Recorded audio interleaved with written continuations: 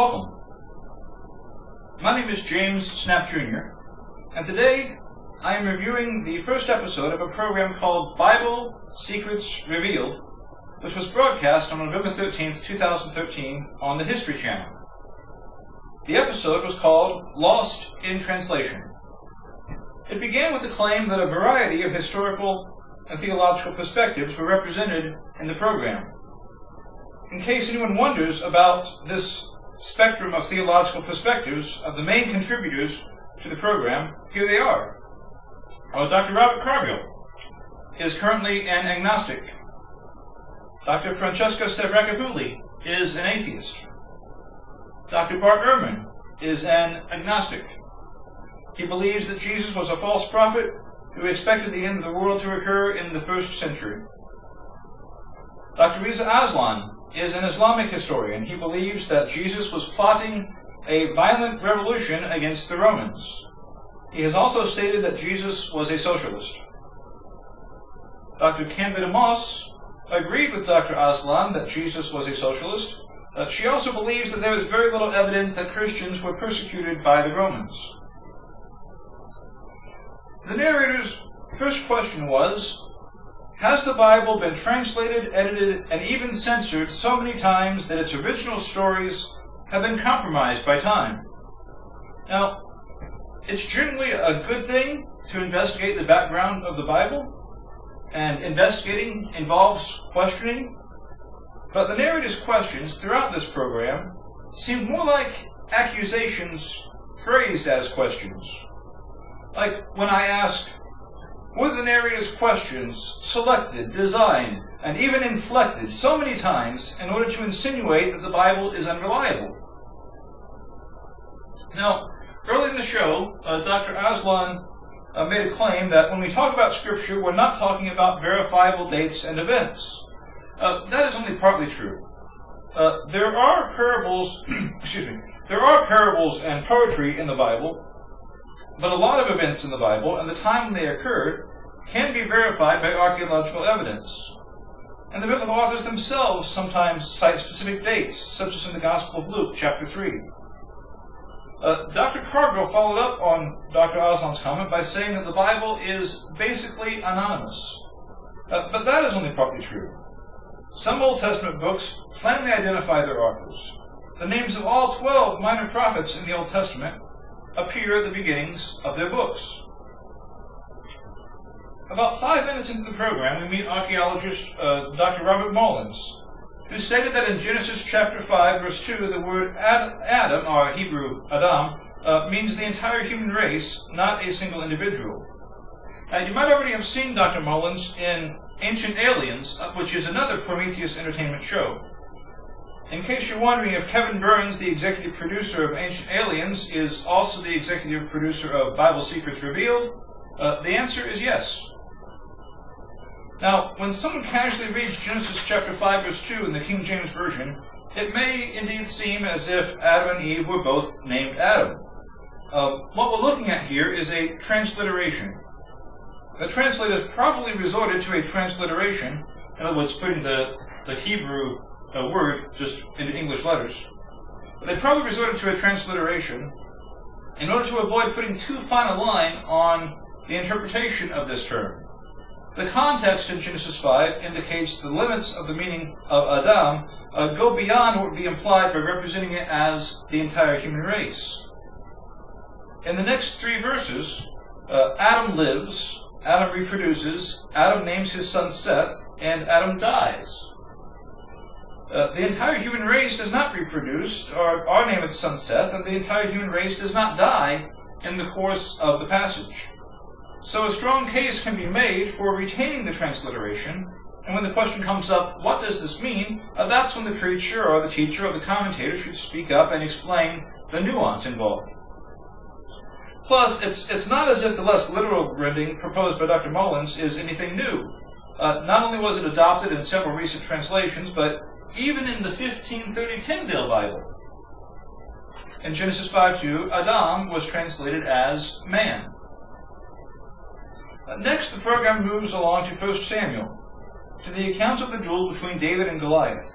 Dr. Cargill pointed out that in 1 Samuel 17:50, and again in 17:51, David slays Goliath. But in 2 Samuel 21:19, a man named Elhanan is listed as the person who killed Goliath. So we face two questions.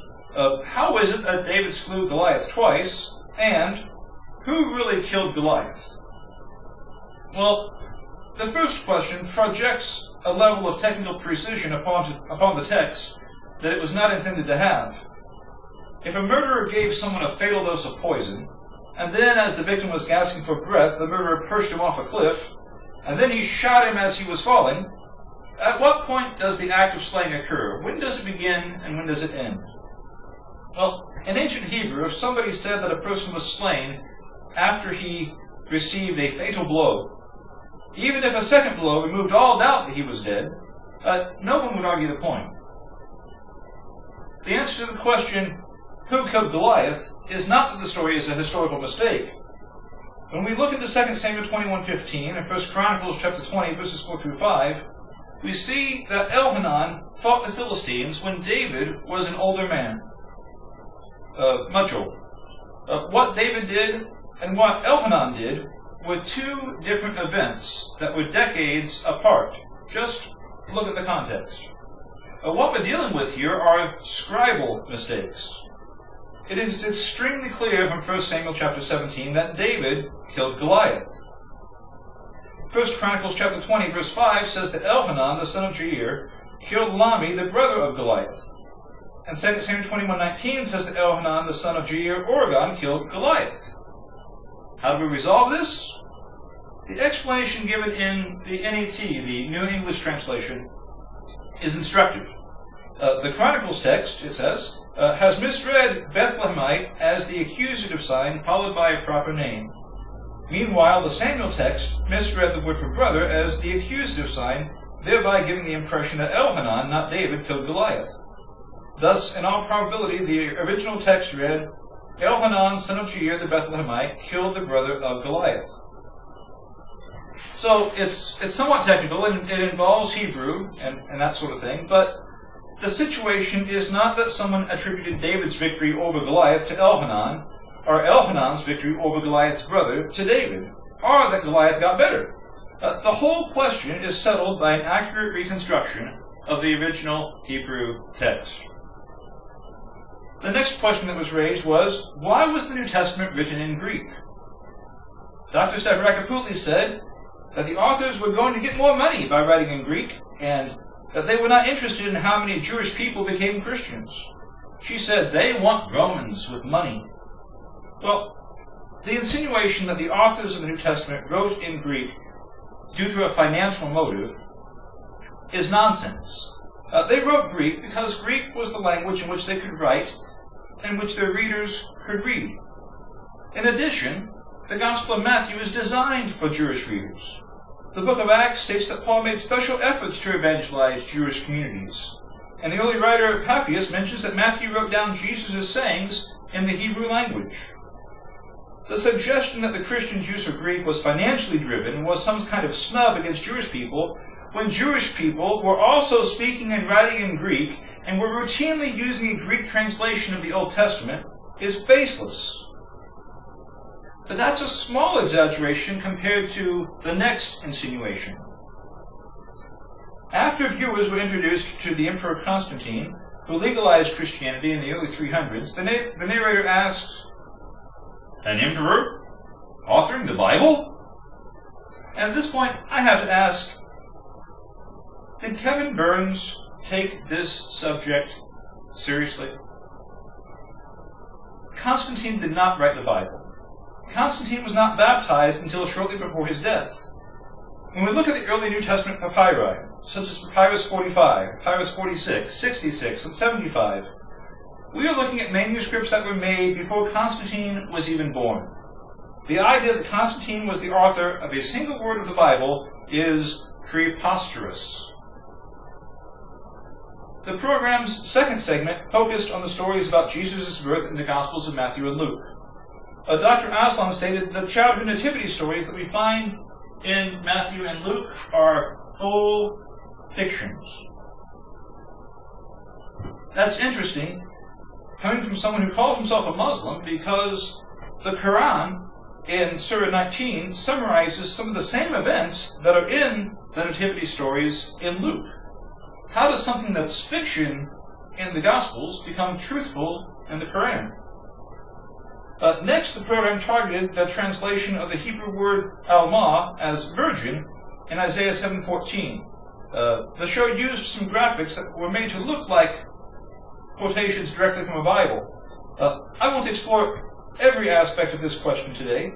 It's been addressed in lots of commentaries, but we can at least explore two questions. First, when Isaiah used the Hebrew term Alma, did he refer to a young woman or to a virgin? And second, what does this have to do with the conception of Jesus? These questions can be answered in 3 steps. The first step is to acknowledge that while this term basically means a young woman who is of marriageable age, just as Dr. Stavrakopoulos said, in the time of the prophet Isaiah, virginity was the expected condition of respectable young women of marriageable age. The second step is to take the time to read Isaiah chapter 7 and notice that Isaiah's primary purpose was not to describe a supernatural conception. Isaiah was simply starting a countdown by saying that by the time a young woman, who was presumably a virgin up until then, by the time she conceives and bears a child, and the child grows old enough to know right from wrong, the invasion threat posed by the neighboring countries of Israel and Syria will disappear.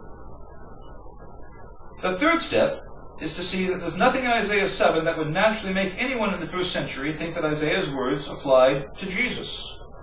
So why did Matthew and Luke interpret Isaiah 7:14 as a text that has a bearing on the conception of Jesus? And the answer is that they already had received, directly from their sources, a report that Jesus had been conceived of a virgin. Luke practically identifies Mary as his source for this information when he mentions that Mary treasured all these things in her heart in the Gospel of Luke chapter 2, verse 51. Matthew and Luke, after being informed by earlier testimony that Jesus had been conceived in the womb of the Virgin Mary, scanned the Old Testament for examples of similar acts that fulfilled a pattern of divine activity. They looked for similar signs that God is with his people, and they found one in Isaiah 7:14. Matthew found it in the Septuagint version, the Greek version of Old Testament books that was undertaken in the 200s BC and was gradually expanded. In the Septuagint, in Isaiah 7:14, the Hebrew word Alma was translated into Greek as Parthenos, which means virgin. This is what Dr. Stavrakopoulos called a mistranslation. But this wording was not invented by Christians. The Septuagint was made by Jewish translators over 2 centuries before Jesus was born. Now, according to Dr. Jeffrey Gagan, who appeared briefly near the end of this episode, the Septuagint is an excellent tool that Bible scholars use to determine the Vorlage, or earliest writings. And the discovery of the Dead Sea Scrolls gave an incredible boost to the legitimacy and accuracy of the Septuagint. Now, I do not want to give the impression that everything in the Septuagint is accurate,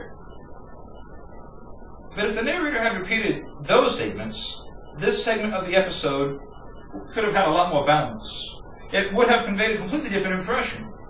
Instead of seeing only the assertion that virgin is a mistranslation, viewers would have been told that virgin is how Jewish scholars, long before the birth of Jesus, translated the Hebrew term Alma in the Greek Septuagint, an excellent, accurate tool that is used by scholars to determine the original text. The narrator proceeded from the book of Isaiah to the Gospel of Mark.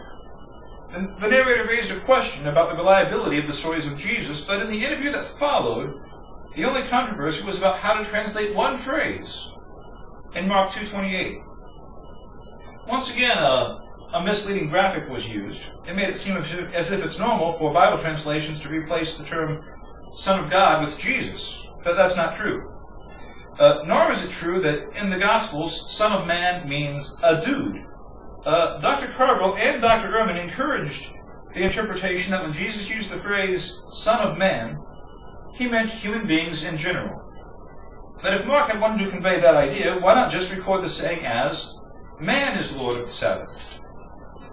Son of Man is a term that Jesus uses in the Gospels to refer to himself. In Mark chapter 2, is Jesus speaking about just any dude when he says that the Son of Man has power to forgive sins? In Mark chapter 9, is Jesus speaking about just any dude when he tells Peter, James, and John not to tell anyone about the Transfiguration until the Son of Man had risen from the dead? Is Jesus speaking about just any dude in Mark 10:32 through 34, when he says the Son of Man will be betrayed and scourged and killed and will rise from the dead? Well, no. Mark plainly says in verse 32 that when Jesus said this, he was telling his followers the things that would happen to him. The next Bible secret was about the ending of the Gospel of Mark. In two Greek manuscripts from the 300s, the text of Mark stops at chapter 16, verse 8, and does not contain verses 9 through 20. Not one contributor mentioned the anomalies in the format of the end of Mark in those manuscripts, nor did they mention any of the evidence from early writers who support the inclusion of those verses, even though some of that evidence is older than those two Greek manuscripts. Dr. Aslan claimed that someone added 8 more verses to the Gospel of Mark. Would it be too much to ask that we could hear from a researcher who has at least noticed how many verses are in Mark 16, 9 through 20?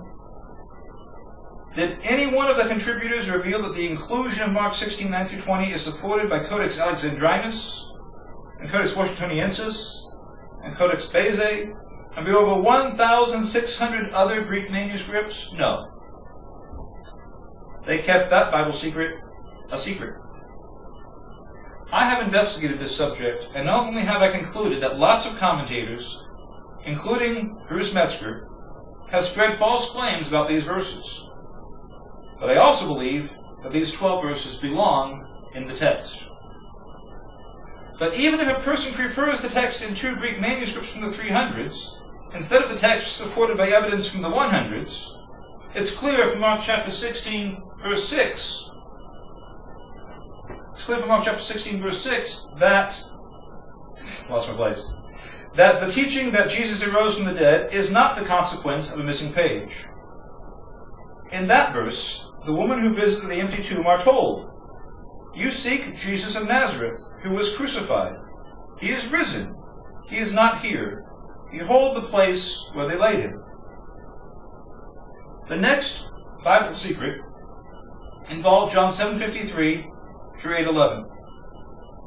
This is another 12-verse passage which, as Dr. Ehrman said, is not in our earliest manuscripts of the New Testament.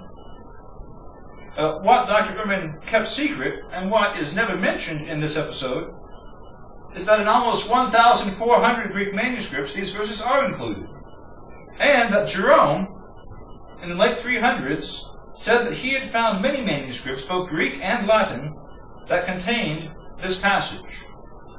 There is a legitimate text-critical question about John 7:53 through 8:11, and it would take another whole lecture just to take a tour of the evidence about this. But there is something I want to show you from the 30th minute of the show. After Dr. Ehrman said that this passage is in John chapter 7 and 8, and after Dr. Moss proposed that the events in the story probably never happened, like she does about a lot of events in ancient history, an animated graphic showed these verses disappearing from a page of the Bible. Now, if that had been all that was shown, then the disappearance would have stopped here. That's John 7:53, this space here. This is where the verses that are in question were. The thing is, in the show, all the verses in chapter 7 that come before these 12 verses also disappear.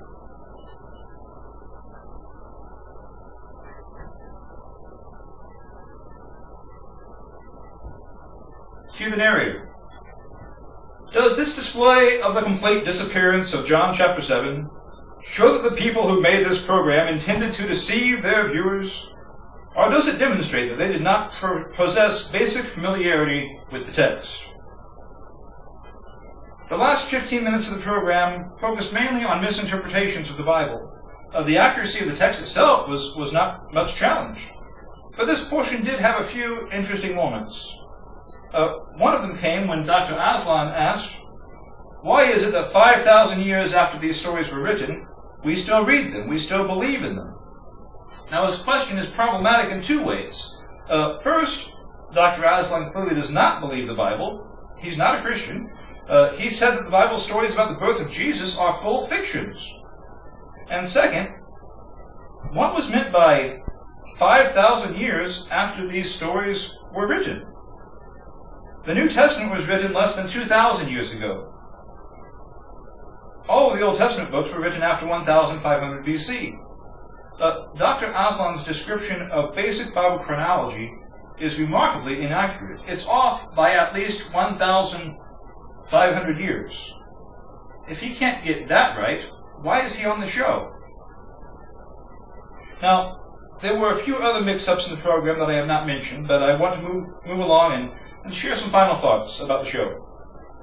Aside from examinations of passages that involve textual criticism and discussions of misinterpretations, this show alleges that one word in Genesis 5:2, one word in Isaiah 7:14, and one phrase in Mark 2:28 have been lost in translation. That's the extent of the alleged mistranslations in this episode, and for each one a strong case can be made that the allegation is incorrect. The inaccuracies, misrepresentations, and sensationalistic tone in this program are not only unworthy of their subject, but are alien to serious scholarship. The television program Bible Secrets Revealed, Lost in Translation, was broadcast on the History Channel, copyright 2015, A&E Television's Networks, and was produced by Prometheus Entertainment, copyright 2015. I have cited its contents here as part of a review. Thank you for watching.